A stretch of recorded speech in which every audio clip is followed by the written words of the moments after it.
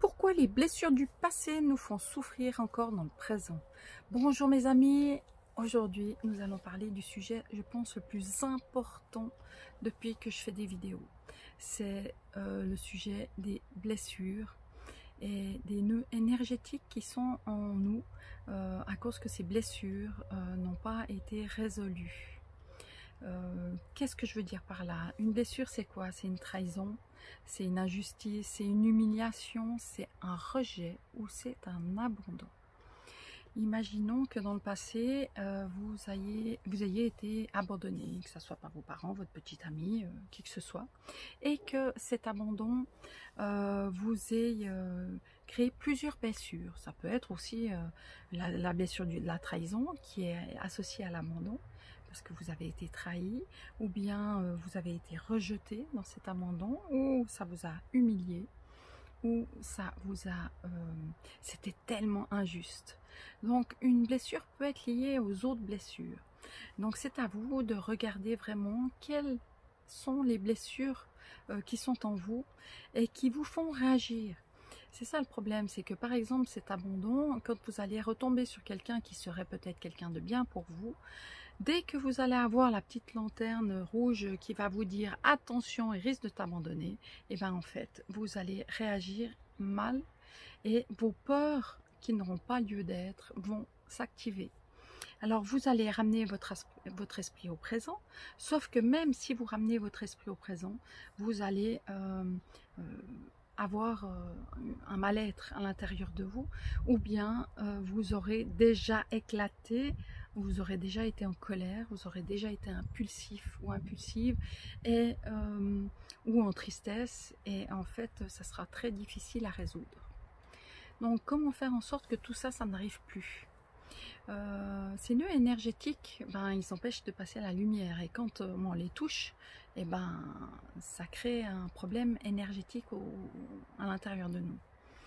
Pour retirer ces nœuds, pour que nous puissions rester au calme, et puis activer tout ce que je vous ai appris par rapport au présent, à la place d'activer ça, et bien en fait, il faut travailler sur nous.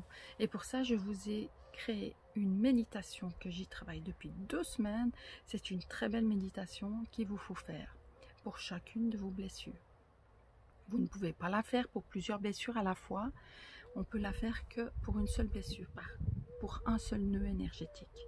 On a beaucoup de blessures, suivant les personnes. Le jour où on se pose les questions, qu'on se met assis sur son bureau et qu'on prend une feuille puis qu'on se dit voilà, quelles sont les blessures que j'ai eues dans ma vie, eh bien on se rend compte qu'il y a des personnes qui en ont une comme il y a des personnes qui en ont 100.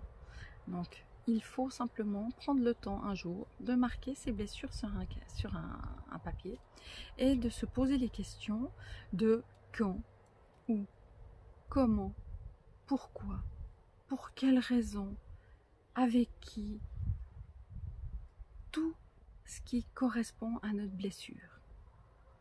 Une fois qu'on aura répondu à toutes ces questions, le comment aussi, le comment important, quand on a répondu à toutes ces questions, eh bien on pourra commencer à faire la méditation tranquillement, en ressentant vraiment bien cette blessure. Ceci va nous permettre de non seulement nous-mêmes d'être bien dans notre vie, mais par exemple quand vous êtes avec des amis et que vous parlez de quelqu'un qui, par exemple, le copain vient d'être infidèle avec, etc., ça va vous éviter, vous, de vous fâcher, de prendre la colère, de prendre le nœud, la blessure sur vous. Cette blessure, du moment que vous, elle est bonne, vous allez rester calme et ça va vous permettre d'avoir votre sang-froid et vous pourrez vous poser les questions de comment c'est le mieux de gérer dans cette situation, quel est le mieux à faire par rapport à votre ami, par rapport aux personnes proches de vous. Et ensuite, quand on va enlever ce nœud énergétique, donc pendant la méditation, on va enlever ce nœud énergétique. Comment on va remplacer ce nœud énergétique? C'est pas le tout de l'enlever. Si on veut pas qu'il revienne, il faut remplacer. Et comment le remplacer? Eh bien, en fait, je vous propose vraiment, c'est de travailler sur le présent. Travailler sur le présent par exemple, de regarder la vidéo sur la reconnaissance ou sur la gratitude.